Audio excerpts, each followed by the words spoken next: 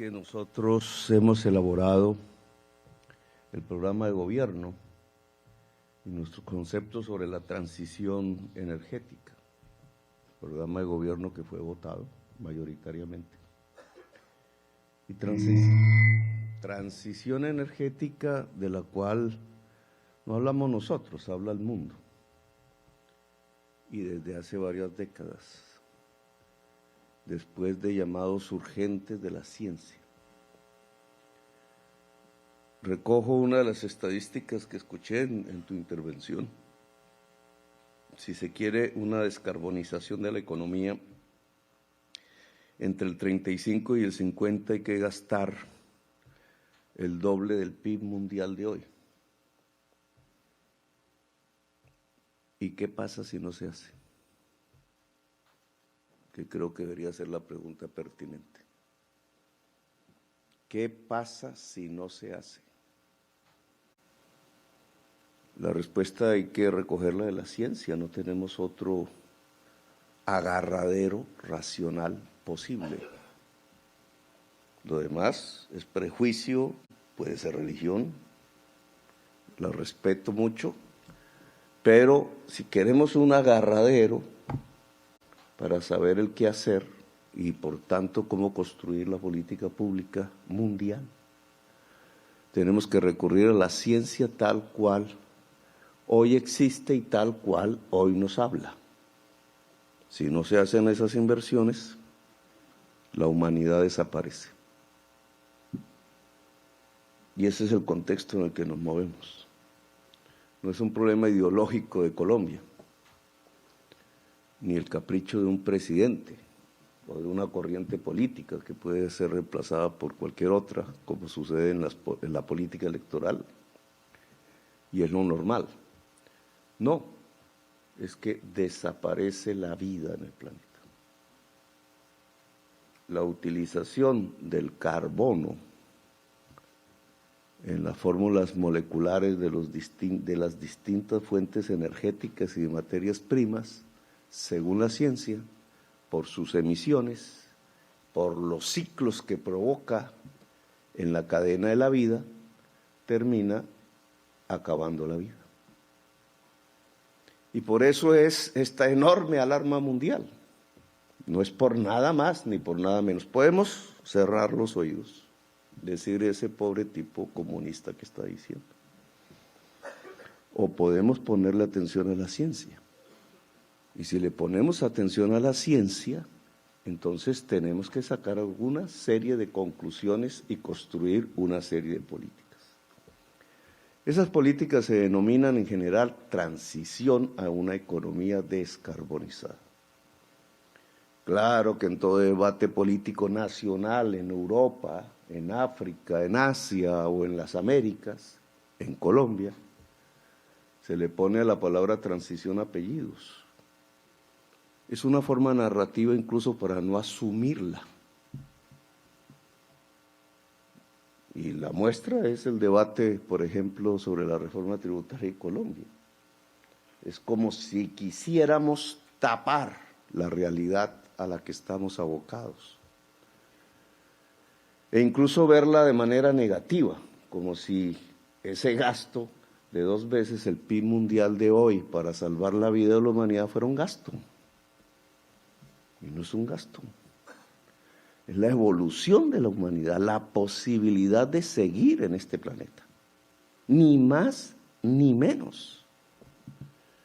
Ahora, si nos ponemos a mirar el mundo contemporáneo, porque yo sí creo que hay que mirarnos en Europa, está pasando cosas, y no son cualquier tipo de cosas. Tenemos que mirarnos allá para ver qué es y hacia dónde es que tenemos que andar como sociedad colombiana y latinoamericana. Pues, ¿qué es Europa? Una transición al carbón. Tú lo has dicho. Hoy hay una transición al carbono, que no es lo mismo que carbón. ¿Eso qué significa? Un desastre de la humanidad. Un desastre de la humanidad. El cronómetro invirtió la aguja. y el cronómetro es el de la vida, el de la especie humana.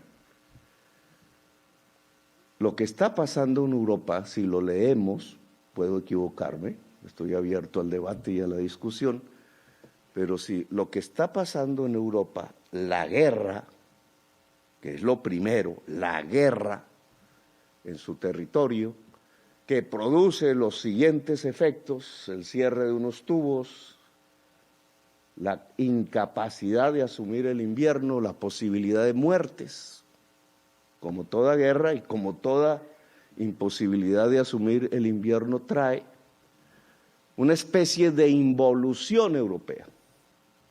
Es una involución humana. No era lo que la ciencia había dicho y que muchos gobiernos europeos habían aprendido y aplaudido. No, es la involución, es lo contrario. A veces aquí, digamos, ciertos sectores de opinión aplauden. Mira que nos van a comprar más carbón, hay que abrir Prodeco. Más carbón, más dólares para Colombia, sí, en el corto plazo. Pero ¿qué le va a pasar a la humanidad de la cual hacemos parte? ¿Qué es lo que está pasando en Europa? Es una involución humana. Pasamos de las guerras por el petróleo a las guerras por el gas. Es la incapacidad de Europa Occidental de sustentar su progreso y desarrollo en energías limpias. Limpias de verdad. Eso es lo que le pasó a Europa. No lo hizo a tiempo, no lo hizo de manera acelerada, no lo planificó. Creyó que las tasas carbón y el libre mercado producirían el milagro de superar la crisis climática, que ha terminado en una involución. Puede destruirse la economía alemana, el motor de Europa se puede destruir en cualquier momento. Desesperados obviamente están los hacedores de políticas y las fuerzas políticas obviamente se mueven. A veces pareciera que en otro sentido contrario al del futuro. Volvemos a 1933. En el caso italiano un poco atrás.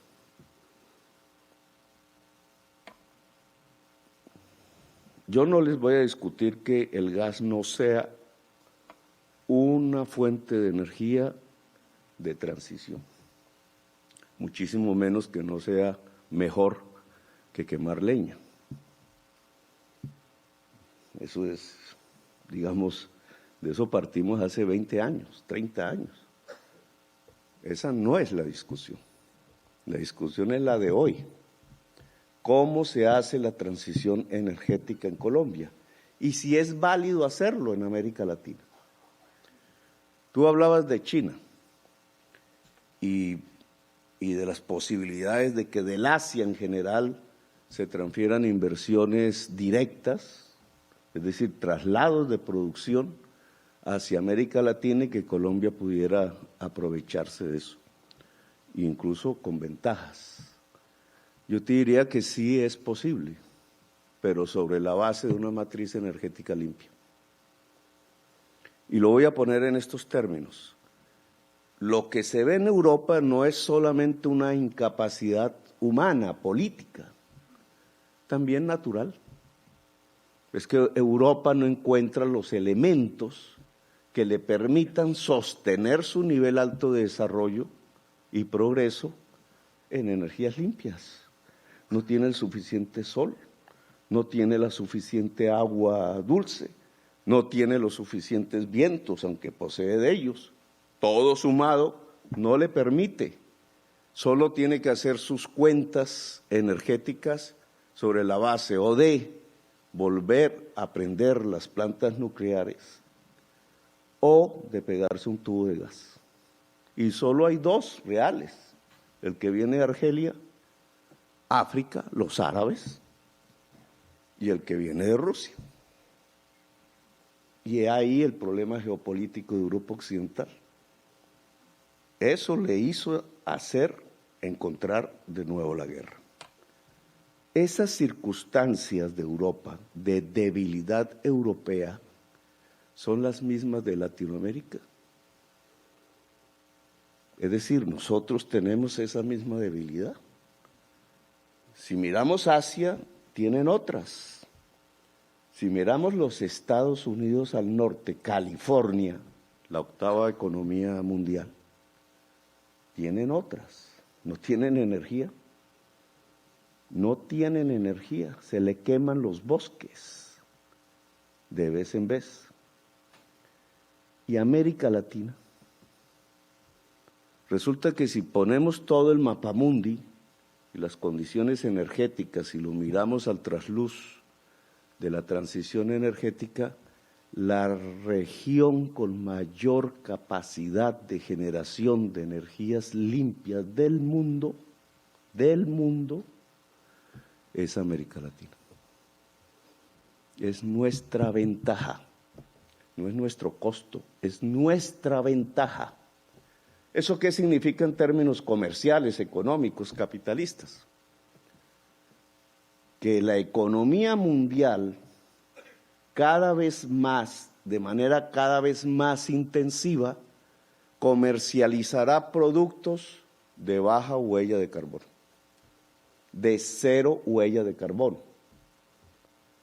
País que pueda producir con cero huella de carbono tendrá ventaja en el comercio mundial.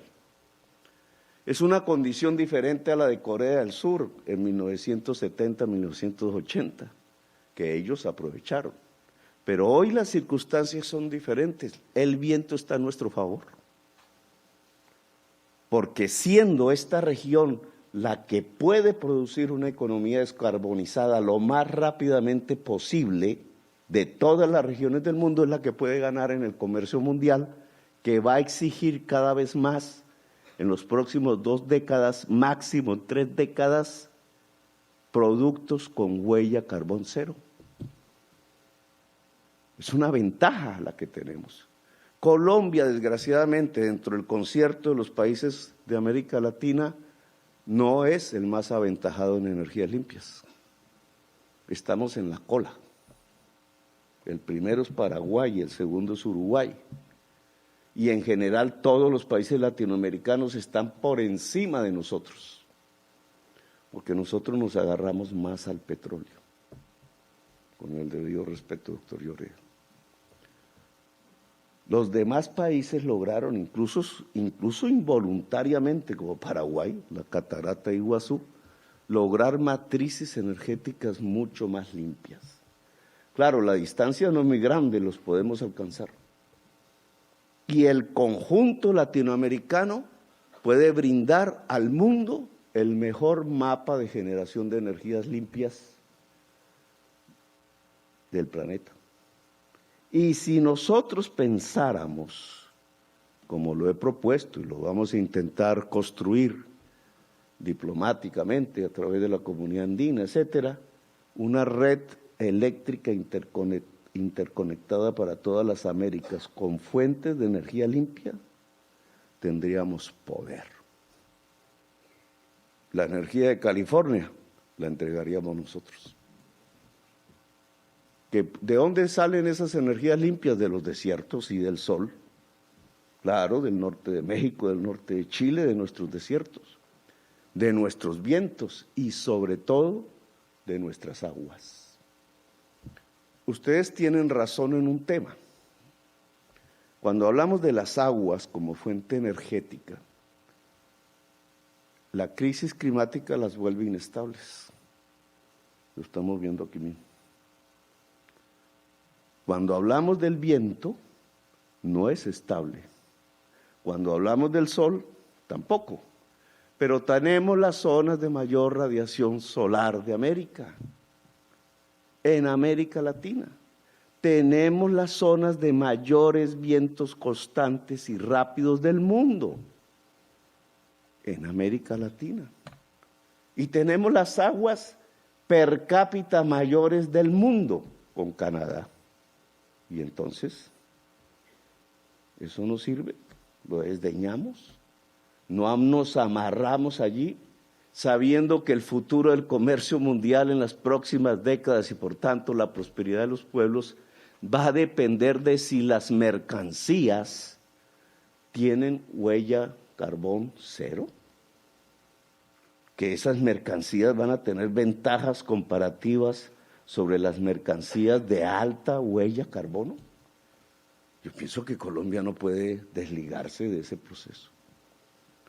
Si ese contexto es, y obviamente está en pleno debate, pero si ese contexto es el que nos puede poner en una situación ventajosa sobre Europa hoy, por ejemplo, entonces tenemos que hacer la transición energética y la descarbonización de la economía. ¿Qué es lo que planteamos políticamente? Porque aquí ningún grupo político se atrevió a decirlo, sino nosotros, desde hace varios años. Es que seamos los únicos, en un principio, lo de menos. Lo cierto es que ya es una discusión nacional. Y tenía que hacerlo porque esto es una discusión mundial. No podíamos apartarnos de las corrientes de la discusión mundial. Ahora, si vamos a una economía descarbonizada, y como parte de esa estrategia hay que transitar energéticamente, ¿cuál es el papel del gas? ¿Cuál es el del petróleo y el del carbón? Las contabilidades indudablemente hoy varían, no son los dólares, son las partículas de CO2 emitidas. Toda fuente que tenga la letra C en su molécula no es limpia desde el punto de vista de la crisis climática. No es limpia. Pero unas emiten más que otras y entran dentro de un juego, llamémoslo la contabilidad de la transición energética, una contabilidad medida en CO2 equivalente. Difícil porque no estamos acostumbrados a ese tema, pero que se vuelve absolutamente imperiosa. Ustedes tienen razón, el carbono es más, el metano es súper más, el petróleo sigue, el gas es el de menos. No es limpio, es el de menos.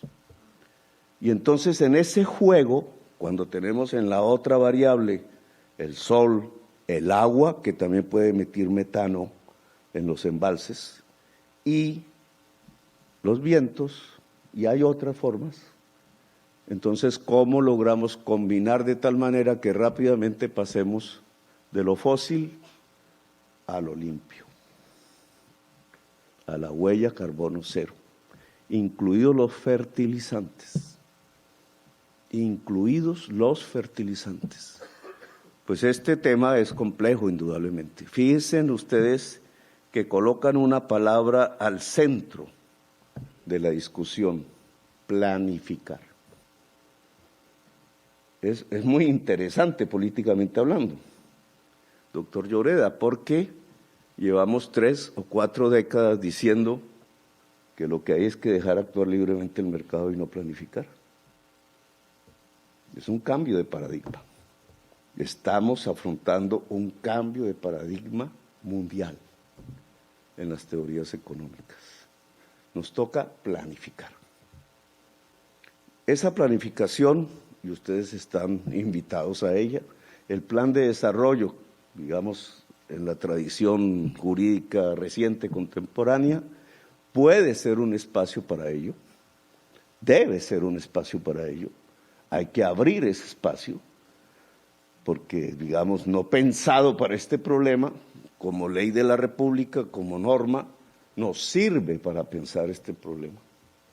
Hay que crear un espacio, digamos, suficientemente profundo en donde planifiquemos la transición.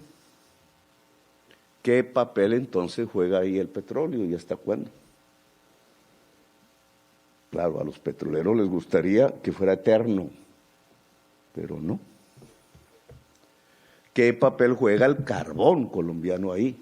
En toda, el carbón coque, el carbón de la pequeña minería tradicional, de túnel, el carbón de las grandes minas exportadoras cerca al mar. ¿Qué papel? qué papel el gas. Y también por el otro lado, cómo se desarrolla la energía solar y con qué ritmo, cómo se desarrolla la energía eólica y con qué ritmo, y qué hacemos con el agua. ¿Hacemos más hidroeléctricas, más embalses de gran dimensión, etcétera? ¿Qué tamaño los embalses? Pero hay que planificarlo y hay que ponerle unos tiempos. Y esos tiempos, lamentablemente, para algunos, puede ser una oportunidad para otros, implica el fin de la economía fósil en el tiempo, porque no se puede sostener. Lo contrario es el fin de la especie humana en el planeta. Ahora, no es porque Colombia sea el gran emisor, ese no es el debate. Podríamos seguir como vamos. El mundo, sobre todo los grandes países emisores, podrían hacer las transformaciones que se requieren. El mundo seguiría, la vida seguiría. ¿Y qué pasaría con Colombia si eso hiciera? Nos quedaríamos con las tecnologías fósiles que no permitirían el progreso de la sociedad, porque el resto de la humanidad habría avanzado en las tecnologías limpias, en la economía descarbonizada. Ahí sí que nos hundimos en la pobreza, en la profunda pobreza. Por eso este tema no puede ser visto como un costo, tiene que ser visto como la oportunidad de Colombia. Cuando hablo de Corea del Sur es porque Corea del Sur tuvo su oportunidad en su momento y la aprovechó, con sus problemas, etcétera, pero la aprovechó. Nosotros ahora tenemos la oportunidad y la podemos aprovechar o la podemos desechar. Y yo los invito a aprovecharla. Eso significa saber que la economía fósil tiene un límite. ¿Que por qué entonces los impuestos? Que no solamente aquí se están discutiendo en todo el mundo. Es que la tasa carbono, que es, digamos, teóricamente es la salida neoliberal a la crisis climática, porque es pensar, ¿cómo es la teoría? Que la crisis climática es una externalidad del mercado, uno, que entonces, de acuerdo a la ortodoxia de este tipo de paradigma económico, hay que internalizar la externalidad a través de los precios, dejándolos actuar libremente, y esa es la tasa carbono. Si se aplica una tasa carbono de acuerdo a la capacidad de emisión de CO2 de cada mercancía, de cada proceso productivo, entonces la gente va a dejar de demandar lo muy alto y va a demandar lo bajo porque tiene menor precio y el mercado soluciona el problema. Es bonito como teoría, no ha funcionado en ninguna parte. Y de ahí pues ya el desespero porque el tiempo va pasando. Pero la tasa carbono es un impuesto a la economía fósil. Y se está discutiendo en todo el mundo, es una alternativa. Se está discutiendo en todo el mundo, es que no es Petro el que se creó eso. Esa es la materia de discusión de todas las COP, de todos los países cuando se reúnen en esos eventos de Naciones Unidas. Impuesto a la economía fósil. Nosotros planteamos unos aquí y es un problema. ¿Por qué es un problema si es lo que está ocurriendo en todo el mundo? Que es más o menos la siguiente tesis. De la economía fósil hay que sacar los recursos financieros para transitar a la economía descarbonizada.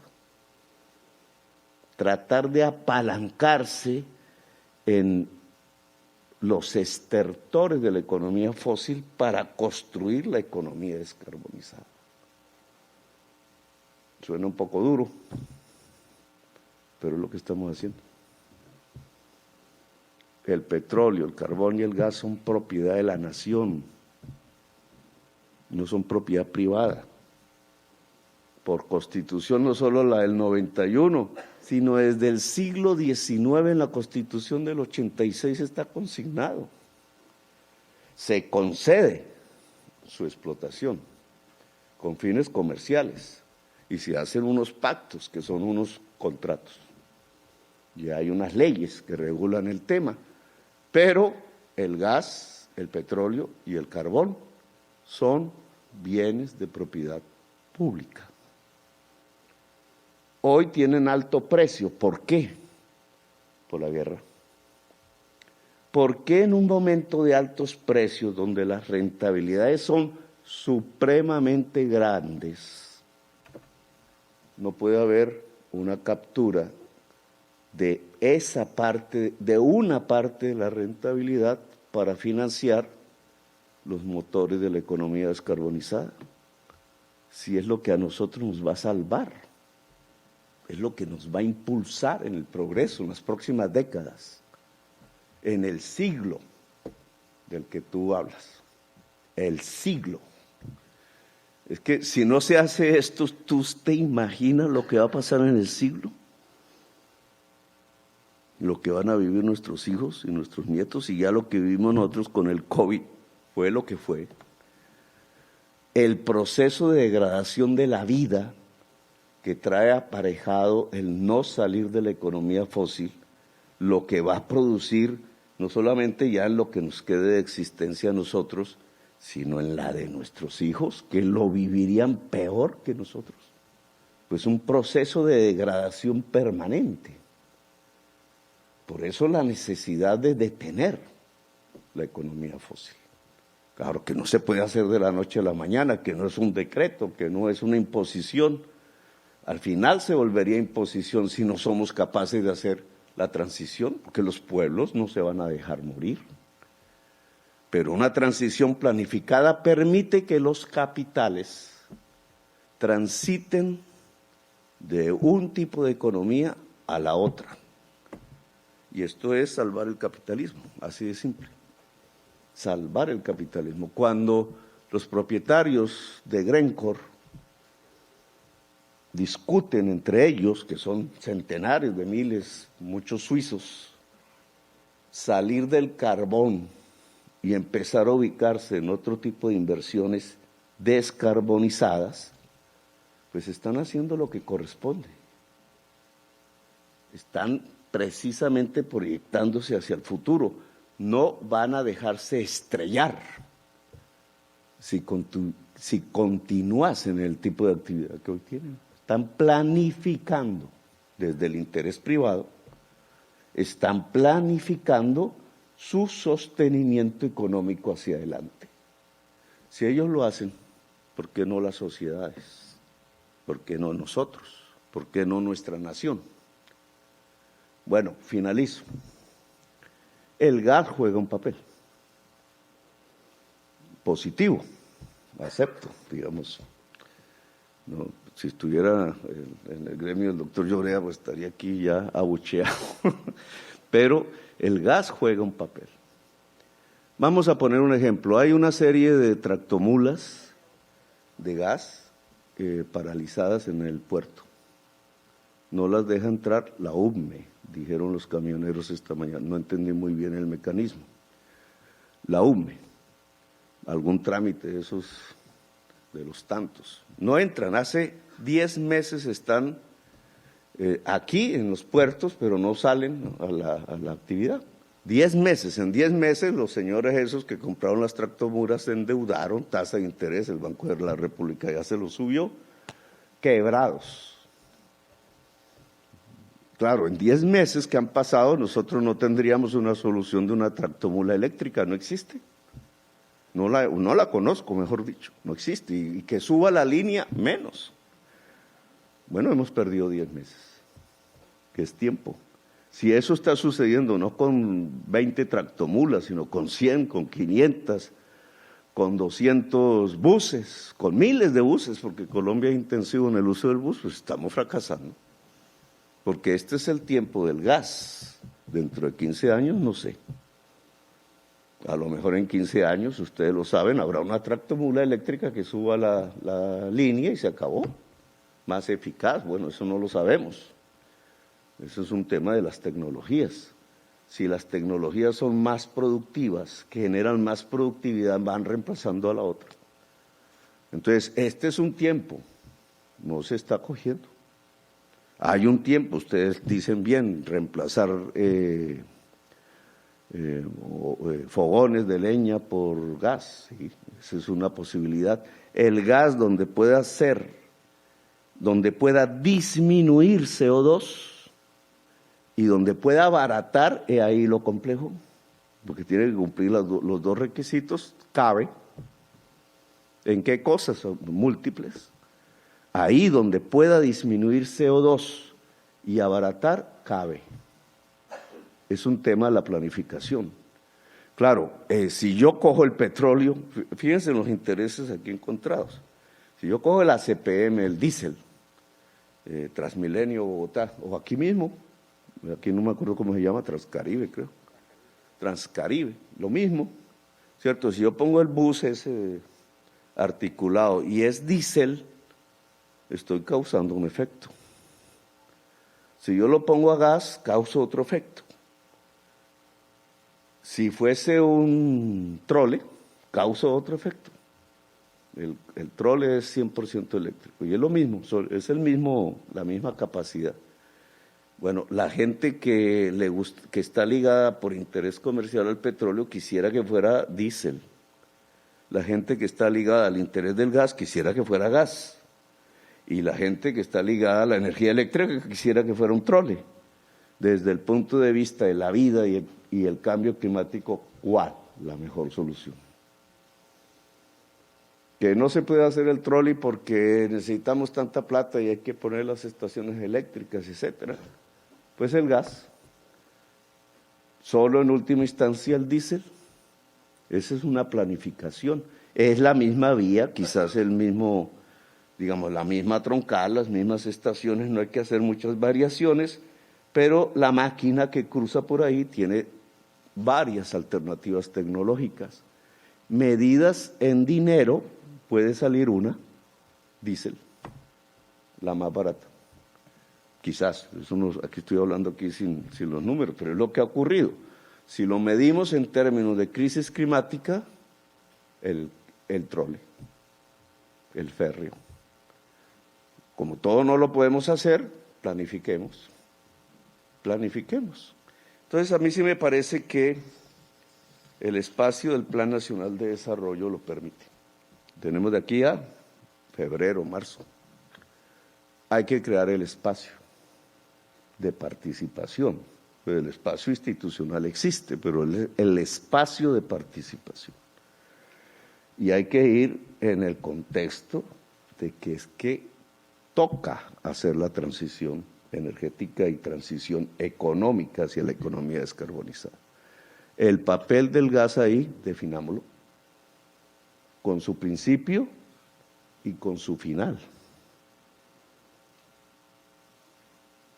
Bueno, gracias, muy amables.